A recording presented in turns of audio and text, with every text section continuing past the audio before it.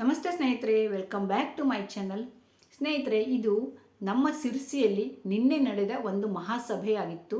ಸಿರ್ಸಿಯ MES college ಗ್ರೌಂಡ್ನಲ್ಲಿ ದೊಡ್ಡದಾಗಿ ಒಂದು 20ರಿಂದ 22 ಸಾವಿರ ಜನಸಂಖ್ಯೆಯಲ್ಲಿ ನಡೆದ ಒಂದು ಮಹಾ ಸಭೆ. ಅಂದರೆ ಇದು ಪ್ರತಿರೋಧ ಅಂತಲೂ ಹೇಳ್ಬೋದು. ಯಾಕೆಂತಂದರೆ ನಿಮಗೆಲ್ರಿಗೂ ಗೊತ್ತಿರ್ಬೋದು, ಈಗಾಗಲೇ ಬೇಡ್ತಿ ನದಿಯನ್ನು ವರದಾ ನದಿಗೆ ಜೋಡಿಸಿ ಮತ್ತು ಅಘನಾಶಿನಿ ನದಿಯನ್ನು ವೇದಾವತಿ ನದಿಗೆ ಜೋಡಿಸಿ ಅದು ಬಯಲಸೀಮೆ ಕಡೆ ಅಂದರೆ ರಾಯಚೂರು ಆ ಕಡೆ ಆ ನದಿಯನ್ನು ಜೋಡಿಸಿ ಕೊಡ್ತಾ ಇದ್ದಾರೆ.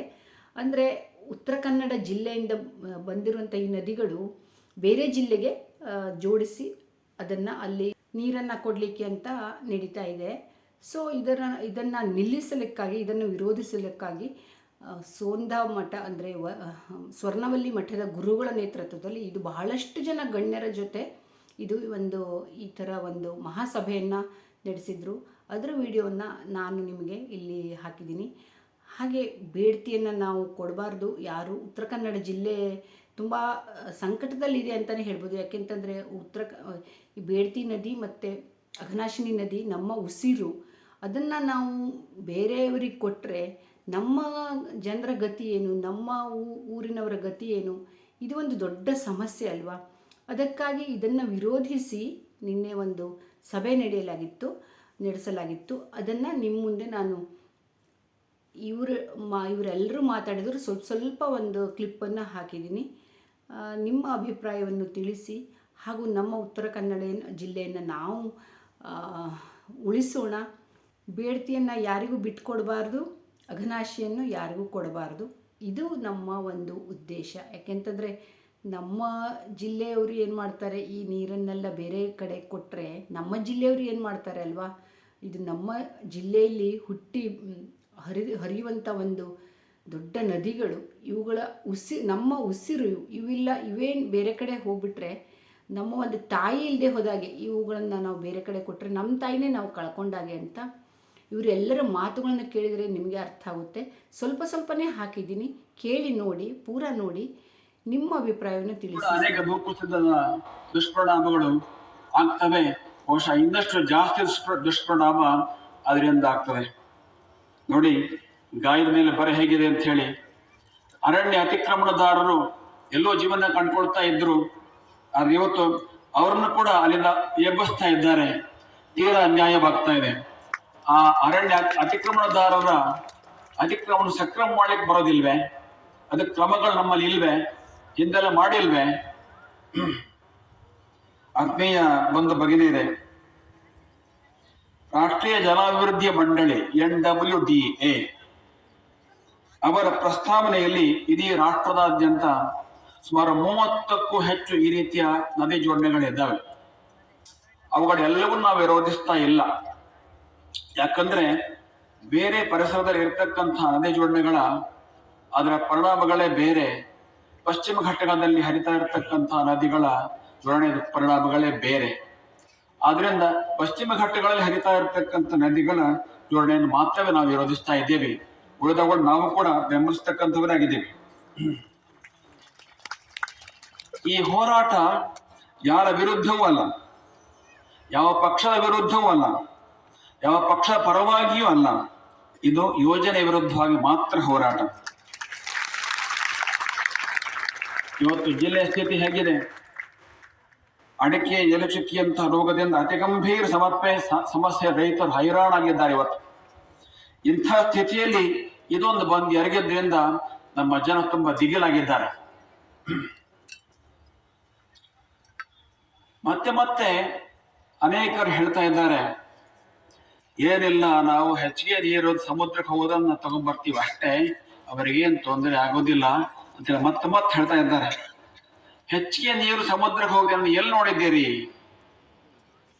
ಘಟ್ಟದ ಕೆಳಗೆ ಬಹುತೇಕ ಘಟ್ಟದ ಕೆಳಗಿನ ನದಿಗಳು ತುಂಬಾ ನೀರು ಇದ್ದಂಗೆ ಕಾಣ್ತದೆ. ನೀವು ನೋಡ್ಬೋದು. ಕಾರವಾರ ಗಂಗಾವಳಿ ನದಿ, ಕುಮಟಾ ಅಘನಾಶಿನಿ ನದಿ, ಹಾಗೆ ಶರಾವತಿ ನದಿ ಸ್ವಲ್ಪ. ಹೀಗೆ ಅಲ್ಲಿ ನೋಡಿದ್ರೆ ಸ್ವಲ್ಪ ಅಗೌರವಾಗಿ ನೀರು ಇರ್ತದೆ, ತುಂಬಾ ನೀರಿದೆ ಅಂತ ಅನಿಸ್ತದೆ. ಆದ್ರೆ ಘಟ್ಟದ ಮೇಲಿಂದ ನೋಡ್ಬೇಕು ಇದನ್ನ. ಯಾಕಂದ್ರೆ ನೀರು ಬೀಳ್ತಾ ಇರೋದು ಘಟ್ಟದ ಮೇಲೆ ಪ್ರದೇಶದಿಂದ. ಅಲ್ಲಿ ಈ ನದಿಗಳಿಗೆಲ್ಲ ಅನೇಕ ಉಪನದಿಗಳಿದ್ದಾವೆ. ಈಗ ಒಯ್ತಾ ಇದ್ರೋದು ಆ ಉಪನದಿಗಳಿಂದ. ಹಾಗಾಗಿ ಅಲ್ಲಿ ನೀರು ಬಹಳ ಕಡಿಮೆ ಇದೆ. ಅಂಥ ಸ್ಥಳದ ನೀರನ್ನು ಬೈದರೆ ಏನಾಗಬಹುದು?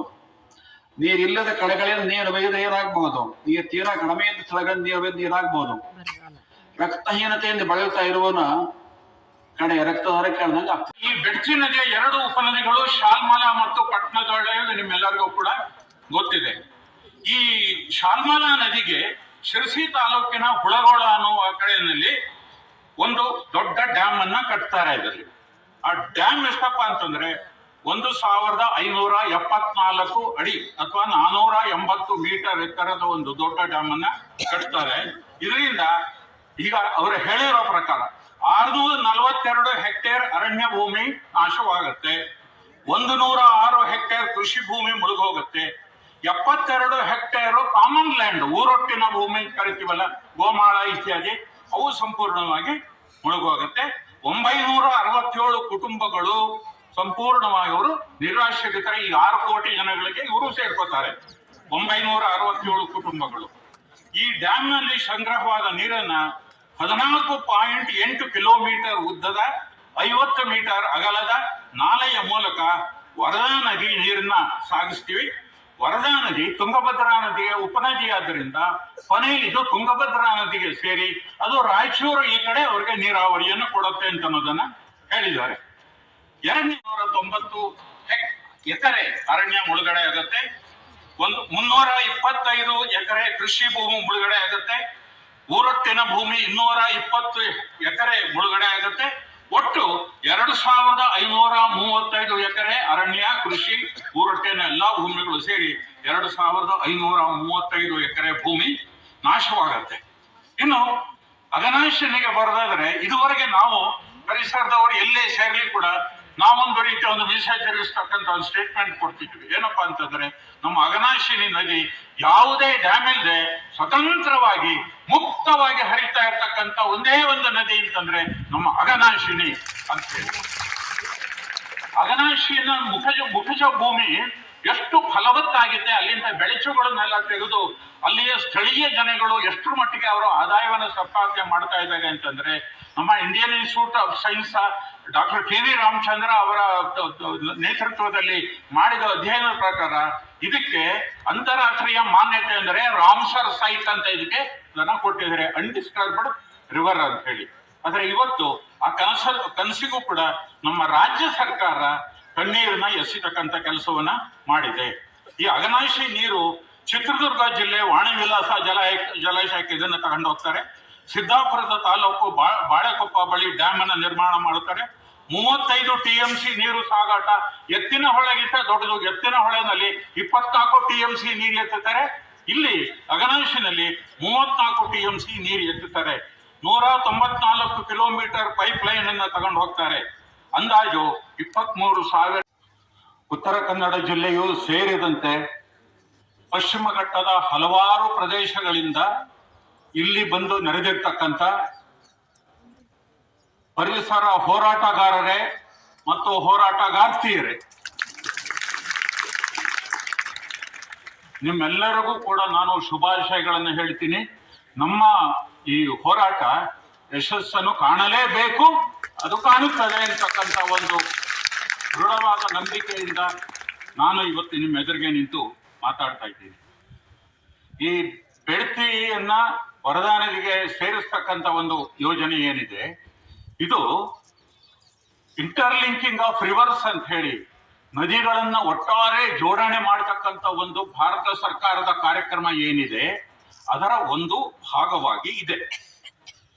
ಈಗಾಗಲೇ ಈ ಸೆಂಟ್ರಲ್ ವಾಟರ್ ಕಮಿಷನ್ ಅಂತ ಏನಿದೆ ಕೇಂದ್ರ ಸರ್ಕಾರದಲ್ಲಿ, ಅವರು ಕೊಟ್ಟಿರ್ತಕ್ಕಂಥ ಅಂಕಿಅಂಶಗಳ ಪ್ರಕಾರ 2019ರವರೆಗೆ ಸ್ವಾತಂತ್ರ್ಯ ಬಂದ ನಂತರದಲ್ಲಿ ನಮ್ಮ ದೇಶದಲ್ಲಿ 5,334 ದೊಡ್ಡ ತಮಗೆಲ್ಲರಿಗೂ ನಮಸ್ಕಾರಗಳು.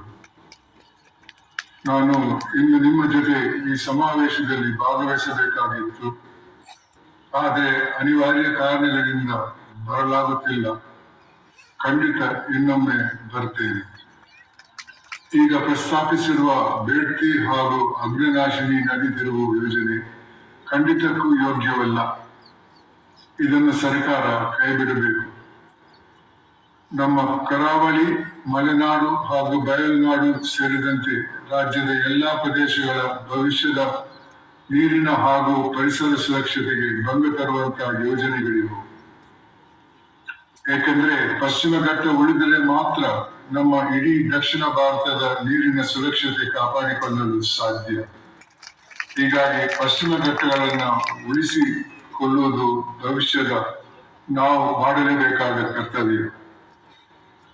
ನಾವೆಲ್ಲರೂ ಜನರು ಈ ಜವಾಬ್ದಾರಿಯನ್ನ ನಿರ್ವಹಿಸಬೇಕಾಗಿದೆ. ಸರ್ಕಾರ ಜನರ ಧ್ವನಿಗೆ ಗೌರವ ಕೊಟ್ಟು ಈ ಯೋಜನೆಗಳ ಪ್ರಸ್ತಾವವನ್ನು ತಕ್ಷಣಕ್ಕೆ ಬಿಡುವ ವಿವೇಕಯುತ ನಿರ್ಧಾರ ಕೈಗೊಳ್ಳಲಿ ಎಂದು ಆಗ್ರಹಿಸುತ್ತೇನೆ. ನಿಮ್ಮ ಹೋರಾಟಕ್ಕೆ ಜಯವಾಗಲಿ.